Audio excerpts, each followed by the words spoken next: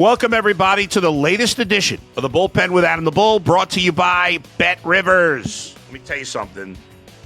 There's a lot to get to today on this Monday, the last day of March. It's the 10th anniversary of me moving to Rocky River. It is tomorrow, the 3rd anniversary of me leaving the radio station. What could be bigger than these things? Well, I'll tell you what. Comments from the Browns. Jimmy Haslam opened his mouth. Is this a good thing or a bad thing for the Cleveland Browns? We'll get into that. Coming up next, it's the Bullpen with Adam the Bull, brought to you by Bet Rivers. You're watching Adam the Bull on the Bet Rivers Network. And by the way, if you're not using the Bet Rivers app, you're missing out from college basketball to baseball now underway and a whole lot more. Make sure you're using the Bet Rivers app for parlays, point spreads, totals, futures, whatever you want to do. Now, the future of the Browns is looking kind of murky right now. Browns do not have a quarterback. Their coach and GM could be on the hot seat heading into the season.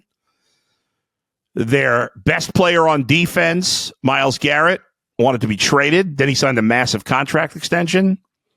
Their second best player on defense, Denzel Ward, has had 6 concussions. Their third best player on defense, J.O.K., a.k.a. Jeremiah Owusu-Koramoah, had a serious neck injury in the middle of last year. And Andrew Berry at the owners' meetings said today, I think it was, that he is week to week or month to month. In other words, there's no clear answer, and the future is cloudy.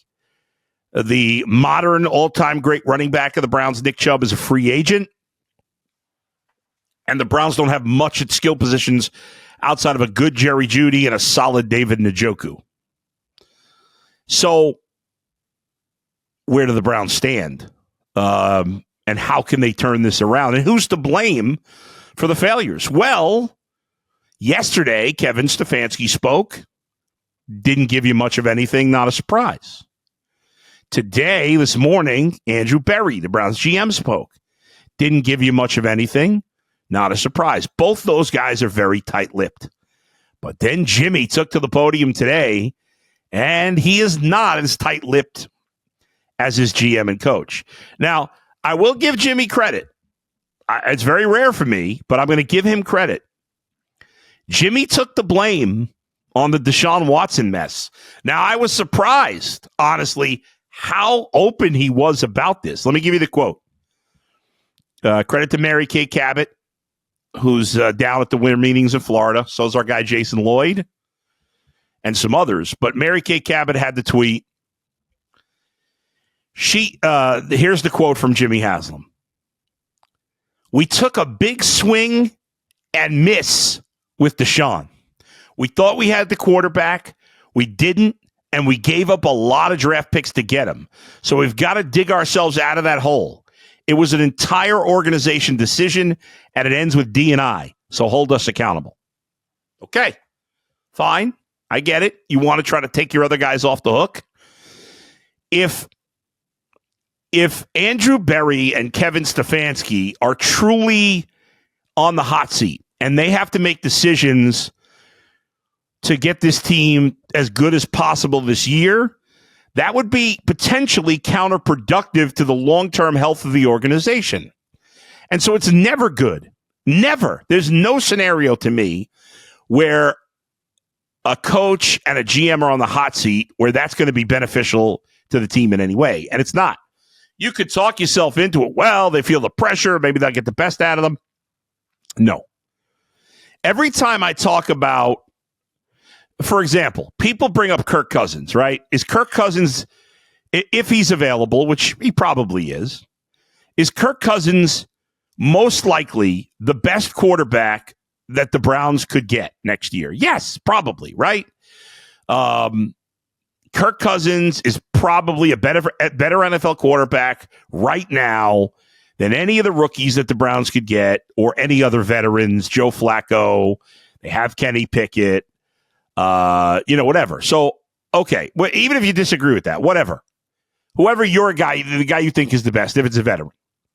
So if Kirk Cousins gives them the best chance to win, well, maybe Andrew Berry and Kevin Stefanski, fearing their jobs are on the line, would want to trade for Kirk Cousins to try to get them to, because they're more likely to, say, win 6 or 7 or 8 games maybe with Kirk Cousins than they would be with a rookie or Kenny Pickett, probably. Yet, in my opinion, trading for Kirk Cousins is counterproductive for the Browns. First of all, why would I give up any draft capital for a washed-up old quarterback who threw more picks than anybody else in the league last year? And I understand injuries were a factor, but he was already, especially in this age of athletic quarterbacks, he was already one of the least, if not the least athletic quarterback out there. He's coming off an Achilles injury, an arm injury. We don't know what his arm's going to be like. He was terrible last year. He's old for a quarterback. There's only one Tom Brady. And so if the Browns make a move for Kirk Cousins because they think that's going to help, because Andrew Berry and Kevin Stefanski thinks it gives them a better chance to keep their jobs, well, that's hurting the organization potentially. And so you can't, it's bad to do business that way. And so when Jimmy Haslam says, we took a big swing and a miss, first of all, there's a couple angles. Number one, maybe it's his way of saying, and he did also say today that despite what happened last year, that they think Kevin Stefanski and Andrew Berry have done a good job. We could debate that, especially Andrew Berry, and that they believe they're the right guys for a job. So those comments, the comments on blame me for Deshaun Watson and blame me and saying that I still believe in those guys, maybe that is his way of saying, hey, we believe in these guys. We're not going to fire them this year. We're not going to make decisions that just help us in the short term in detriment to what's happening or what would be better for the team in the long term. Jimmy Haslam went on to say it would be great if we could get the quarterback in this draft, but we're not going to force it. Now, that comment he probably shouldn't have made. Now, maybe he's being he's just trying to trick everybody, right? Kevin Stefanski, Andrew Berry keep everything to the vest. If they put information out there, they want it out there. They're savvy talkers. They're boring talkers, but they're savvy. Jimmy Haslam is not. So when he says that, it makes you think, oh, they're not going to draft a quarterback at 2.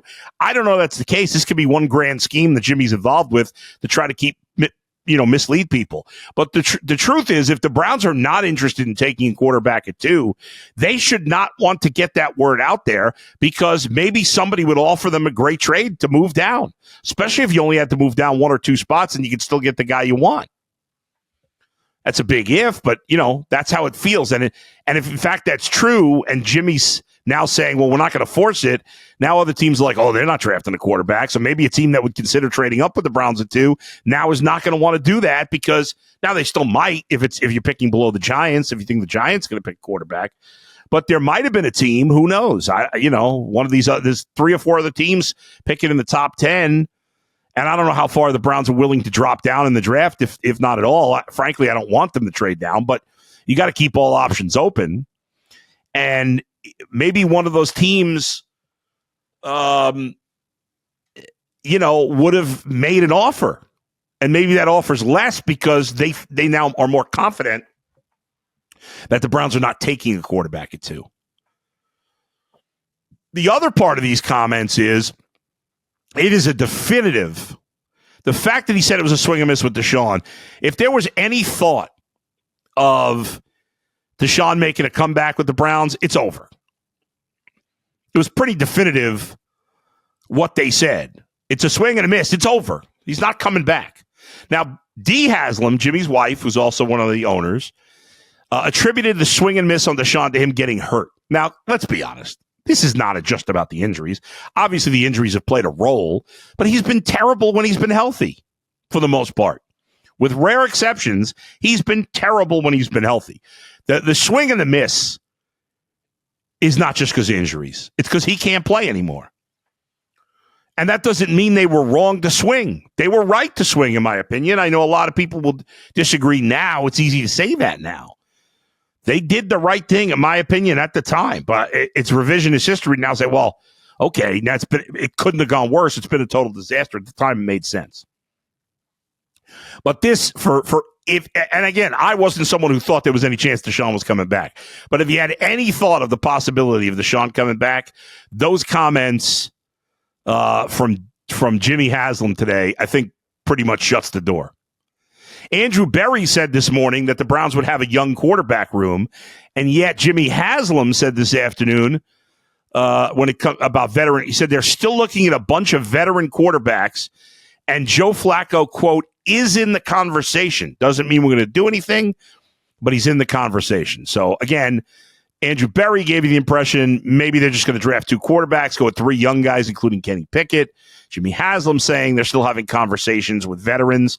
Besides Joe Flacco, and potential trade for Kirk Cousins, I'm not sure, what's left out there really, but there's not much on that front. But that is, a road the Browns could go down. I guess it depends. You might be going into the draft with the intention of taking a quarterback, maybe in round 2 and maybe another in round 5 or something, and maybe it doesn't work out. So I think at this point, I'd be surprised if the Browns signed a veteran quarterback before the draft. You've got, 24 days until the draft? I would think after the draft, if the Browns are going to add Joe Flacco or something, because nobody's, in a rush to sign Joe Flacco. These other teams that need quarterbacks, there's not many of them. Titans are going to probably draft a quarterback. The Steelers are kind of waiting on Aaron Rodgers. So I don't know that there's any rush to sign Joe Flacco. I think he's more likely to sign after the draft once you see, okay, what team needs a backup, where, it could be a situation where, okay, maybe the Browns took a quarterback in the second round instead of the first. So maybe Joe Flacco's more interested in the Browns in that scenario. I don't know. Certainly I'm just guessing, but I think that's a possibility there. So overall, give Jimmy some kudos for taking the blame. As frustrated as I am with Andrew Berry or Kevin Stefanski, I kind of want them to be given the green light for 2 more years, even though that seems crazy because I think Andrew Berry in particular has done a subpar job. But I think it's better for the organization if they don't spend this draft season so focused on only 2025. In fact, when Jimmy Haslam, I read you the one quote from Jimmy Haslam, and I'll bring it back up again. He said that they're not going to force it, was the comment. Of course, I can't find the quote now. I'll find it in a second. He said they weren't going to force it when it comes to the quarterback, right? Now, I read you the exact quote. Jimmy Haslam said, have to get it right at quarterback in the draft, and that if the quarterback isn't there, they'll take a year. This said from Jimmy. We have to get it right in the draft, and that if the quarterback isn't there, we'll take a year or 2 to get that right. We can't force it. So, again, if Jimmy Haslam was being honest, and the owners certainly usually, in terms of speaking to the media, are less savvy than the coach and GM, which has been the case with Jimmy. If Jimmy is not misdirecting, and in this case, I don't think he is. I guess we'll find out. But if they're not, he's saying, hey, this might take a couple of years till we get the right quarterback. I know a lot of fans don't want to hear that. Probably the players don't want to hear that. But if the Browns don't draft Shador or another quarterback at 2, you'll look back 3 weeks from now and say, well, I think Jimmy kind of spilt the beans then. I know I spoke to somebody who was at the meetings who thought the Browns were going to take a quarterback, and after Jimmy made those comments, the person said to me, yeah, Jimmy's not sharp enough to misdirect. I think this means they're not taking a quarterback. And we'll find out for sure in 3.5 weeks. Also, as I mentioned, Andrew Berry made the comments about JOK, which are certainly concerning. They talked about Travis Hunter. They both Kevin Stefanski and Andrew Berry on and on about Travis Hunter. A lot of people have said he's a defensive player first. He's a DB first. They've consistently said They look at him as an offensive player that can be used in packages on defense. If you draft him, if you're not sold on any of the quarterbacks, I would draft Travis Hunter at 2. I'd play him both ways. I'd play him most of the time on offense, and I'd play him a number of plays, like a good number of plays, maybe 30% on defense. And let's go. You don't know if a guy can do it till he can. If he wants to do it, then if you can get 2 great players out of 1 player, we've seen it with Shohei Ohtani. I understand it's another sport, but for all the people saying, well, you can't do it, well, why not? That's what they said about Ohtani. I understand it's a different sport from a physical standpoint, but you don't know if you could do it until you try. I would 100% let him do it, and I hope if the Browns do not believe in the quarterbacks, that they absolutely take Travis Hunter, make him a wide receiver, and use him every third down at corner or whatever. Big moments. Every third down, every big moment. Let him do both. He's young. He's in great shape. He hasn't been injury prone. Let's see what he's got. I would definitely do it. Final thing, Guardians took 2 or 3 over the weekend. Good start to the season. Love what I'm seeing from Kyle Manzardo, 2 home runs. I thought all 3 starters pitched pretty well, more efficient. It's good to see Gavin Williams pitch well. Tanner Bybee off the food poisoning, got scratched, pushed back from Thursday to Sunday. He pitched well. Bullpen's been a little shaky so far. I think we got to expect some regression from the bullpen, but they'll still be fine. They'll still be really good overall. So a good start to the weekend. This week they're at the Padres and the Angels, and then a week from tomorrow the home opener against the White Sox. Cavs with 7 games left in the regular season. Can't wait for it to be over and get to the playoffs. Could be looking at a second-round matchup with the Pistons and J.B. Bickerstaff, which would be very interesting. All right, thanks to Shane and Max for producing today. Thanks to all of you for watching and listening. Make sure you subscribe to the Bullpen. I appreciate it. Thank you. We'll talk to you next time. Where else but right here in the Bullpen with Adam the Bull, brought to you by Bet Rivers. See you, everybody.